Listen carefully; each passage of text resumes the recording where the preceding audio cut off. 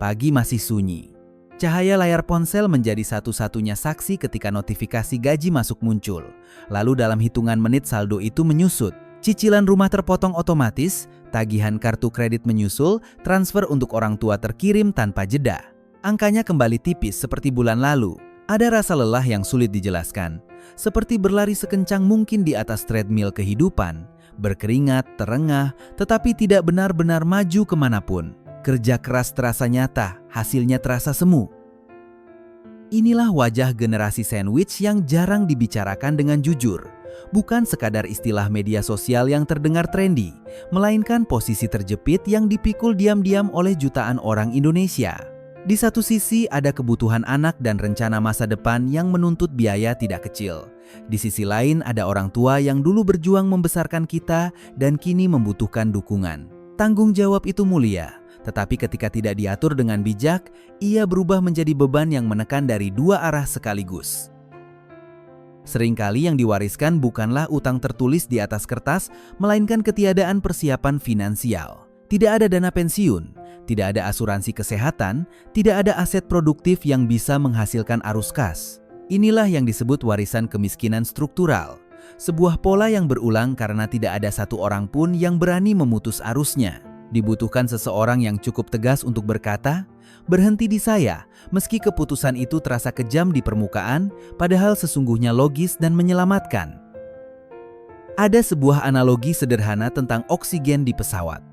Saat tekanan kabin turun, masker akan jatuh dan kita diminta memakainya terlebih dahulu sebelum menolong orang lain, bahkan anak sendiri. Bukan karena egois, tetapi karena orang yang pingsan tidak bisa menyelamatkan siapapun. Begitu pula dalam keuangan. Membantu keluarga tanpa pondasi yang kuat bukanlah tindakan heroik, melainkan resep untuk tenggelam bersama dalam krisis yang sama. Di banyak keluarga, ada gengsi yang tidak tertulis. Harus terlihat berhasil, harus bisa mengadakan acara besar, harus mampu memberi lebih setiap saat. Harga dari gengsi itu sering dibayar dengan kecemasan, kurang tidur, dan tabungan masa tua yang terkikis perlahan. Kasih sayang lalu diukur dengan nominal yang terus meningkat, seolah cinta hanya sah jika disertai transfer tanpa batas. Padahal cinta yang sehat justru memiliki batas yang melindungi semua pihak. Pembahasan ini bukan ajakan untuk menjadi anak durhaka. Ini bukan panduan untuk lepas tangan dari tanggung jawab. Justru sebaliknya, ini adalah upaya menjadi anak yang bijak agar tidak mewariskan beban yang sama kepada generasi berikutnya. Kita akan membicarakan cara menjaga kewarasan finansial sekaligus kesehatan mental, supaya bantuan yang diberikan tetap bermakna dan tidak menghancurkan diri sendiri secara perlahan. Di video ini, kita akan membedah 6 batasan nyata yang perlu ditegakkan mulai hari ini. Batasan yang mungkin terasa tidak nyaman di awal, tetapi menjadi kunci menghentikan siklus kemiskinan dalam keluarga. Duduklah dengan tenang, siapkan catatan, dan lihat kembali angka-angka dalam hidup Anda. Karena perubahan tidak dimulai dari niat baik saja, melainkan dari keputusan berani untuk menghitung dan menetapkan batas secara sadar. Rasa lelah itu nyata. Ketika keinginan sederhana seperti liburan singkat, membeli buku yang diinginkan, atau sekadar menambah tabungan pribadi harus kembali ditunda karena ada permintaan keluarga yang datang tiba-tiba. Muncul sesuatu yang disebut financial guilt, rasa bersalah saat ingin menyelamatkan diri sendiri, padahal orang tua sedang membutuhkan sesuatu. Seolah setiap rupiah yang disimpan untuk masa depan pribadi adalah bentuk pengkhianatan terhadap bakti. Perasaan ini menggerogoti diam-diam. Di banyak keluarga besar Indonesia ada fenomena ATM berjalan. Satu orang yang dianggap paling sukses otomatis memikul ekspektasi kolektif. Biaya sekolah keponakan, modal usaha saudara, renovasi rumah orang tua, semua bermuara pada satu rekening. Awalnya terasa membanggakan karena bisa diandalkan. Lama-kelamaan, ekspektasi yang tidak realistis ini menekan pertumbuhan karier dan kebebasan mengambil risiko. Setiap keputusan pindah kerja, lanjut studi, atau memulai bisnis menjadi terasa berbahaya karena terlalu banyak orang bergantung. Lalu ada rasa perih ketika melihat teman sebaya mulai berinvestasi saham, membeli properti pertama, atau membangun portofolio aset. Sementara Anda masih sibuk menutup kewajiban masa lalu keluarga. Kecemburuan sosial seperti ini sering disembunyikan karena dianggap tidak bersyukur, padahal perasaan itu manusiawi. Ia adalah sinyal bahwa ada distribusi keuangan yang tidak seimbang, bahwa sebagian besar energi finansial Anda tersedot untuk mempertahankan stabilitas orang lain. Di balik semua itu tersembunyi ketakutan yang lebih dalam. Bagaimana jika nanti saat pensiun, kondisi Anda tidak jauh berbeda dengan orang tua hari ini? Bagaimana jika tanpa sadar Anda mengulang pola yang sama dan berharap anak-anak menjadi penopang utama? Ketakutan menjadi beban bagi generasi berikutnya sering muncul menjelang tidur saat angka tabungan terasa tidak bergerak. Rasa cemas ini bukan kelemahan, melainkan alarm bahwa ada yang harus diubah sejak sekarang. Mengucapkan kata tidak kepada orang tua adalah salah satu hal tersulit dalam budaya yang menjunjung tinggi bakti. Hati terasa terbelah antara logika dan rasa hormat. Namun tidak selalu berarti tidak sayang. Dalam konteks keuangan, tidak bisa menjadi bentuk perlindungan agar bantuan tetap berkelanjutan. Tanpa batas, kemampuan akan habis dan pada akhirnya tidak ada lagi yang bisa diberikan. Batas justru membuat dukungan lebih stabil dan terencana. Konflik antara logika finansial dan emosi keluarga sering memuncak di akhir bulan. Saat saldo menipis, fokus kerja menurun, emosi mudah terpancing, hubungan dengan pasangan ikut terdampak. Stres finansial terbukti menguras energi mental, membuat produktivitas turun dan kualitas keputusan memburuk. Satu permintaan tambahan bisa memicu pertengkaran di rumah atau rasa frustrasi yang dibawa ke kantor. Lingkaran ini melelahkan dan memengaruhi seluruh aspek hidup. Semua rasa terjepit ini valid.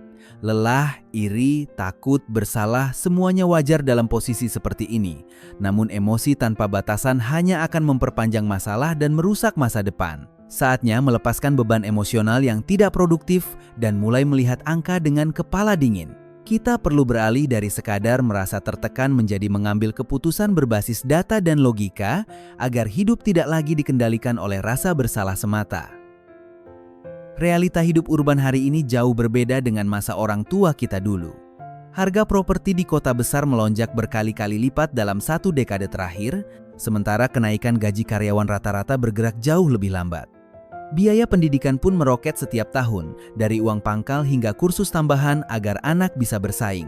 Standar hidup yang dulu terasa cukup dengan satu sumber penghasilan kini tidak lagi relevan. Membandingkan kondisi sekarang dengan masa lalu tanpa melihat data hanya akan menipu diri sendiri. Biaya kesehatan lansia menjadi salah satu risiko terbesar yang sering diremehkan. Satu kali prosedur medis serius, seperti operasi jantung atau perawatan intensif beberapa hari, dapat menghabiskan tabungan puluhan bahkan ratusan juta rupiah dalam waktu singkat. Tanpa asuransi atau dana darurat yang memadai, rekening bisa terkuras hanya dalam satu kejadian tak terduga.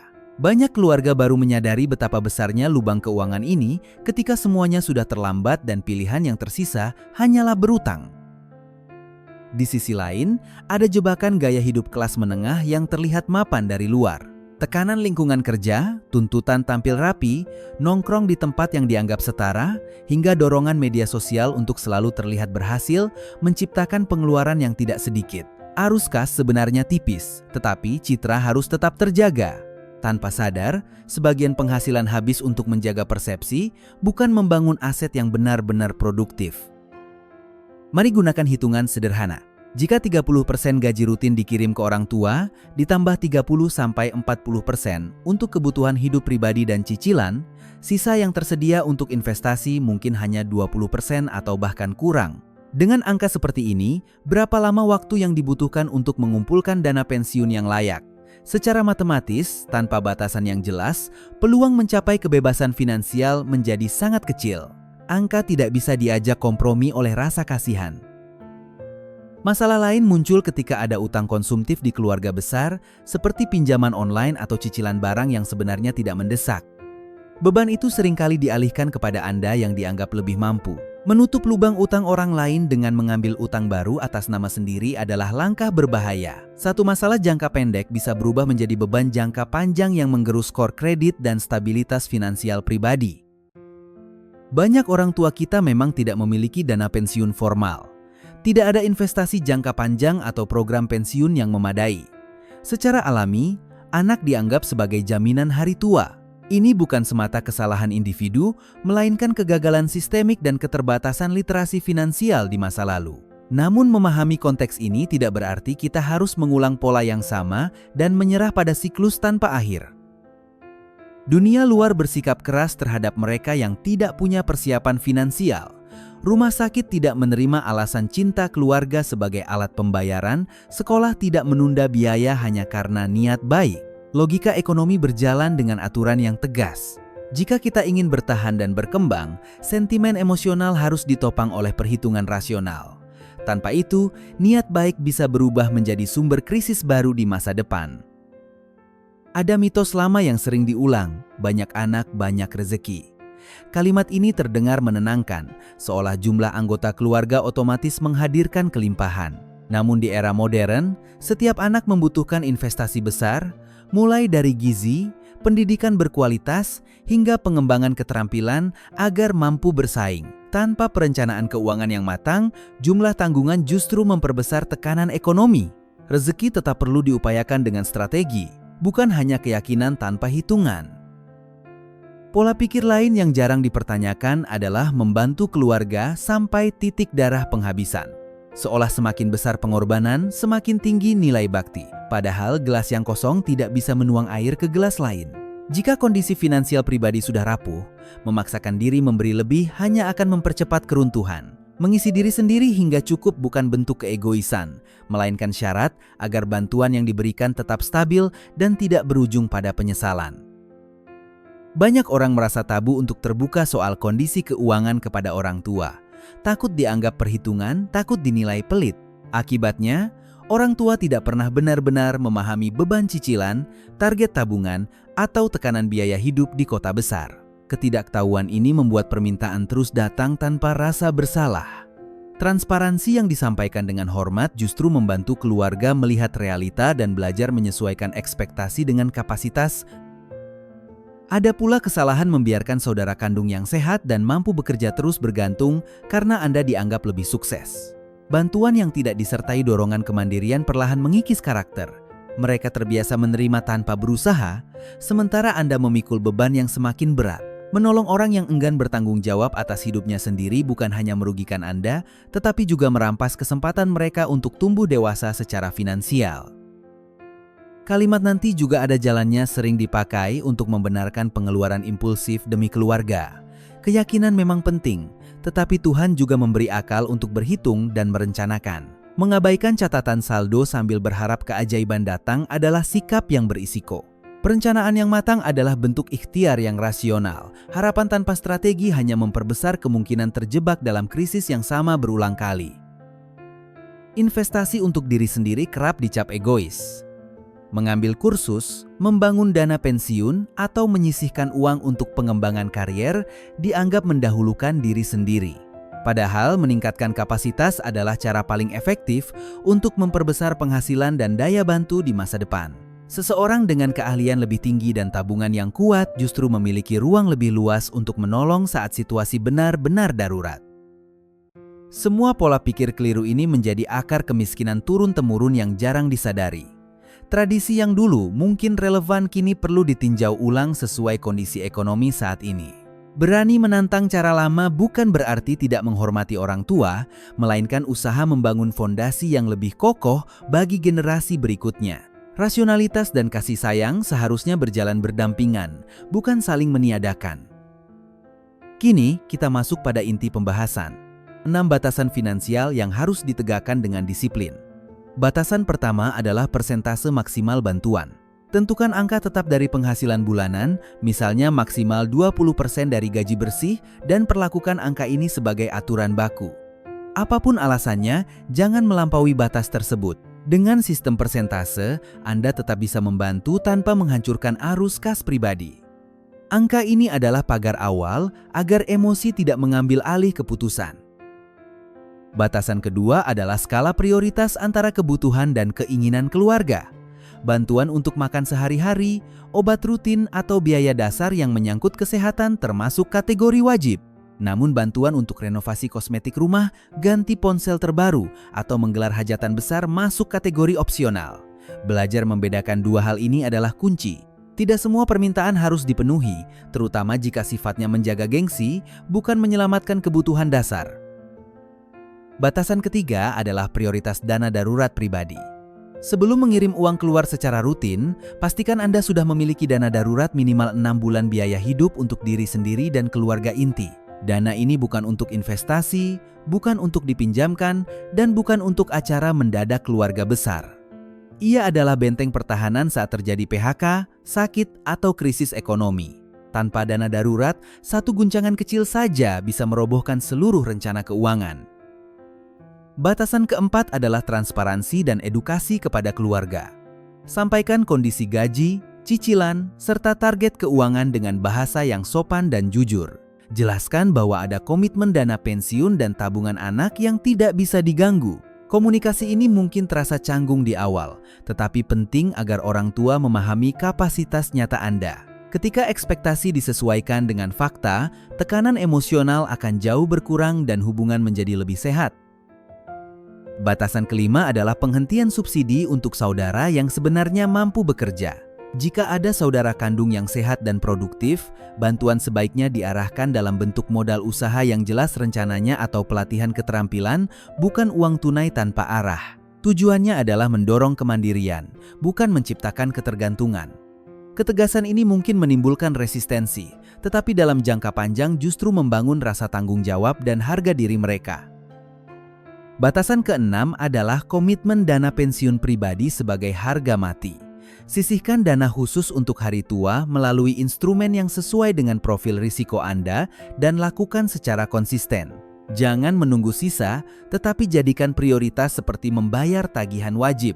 Keputusan ini adalah bentuk perlindungan bagi anak-anak Anda kelak agar mereka tidak berada di posisi terjepit yang sama.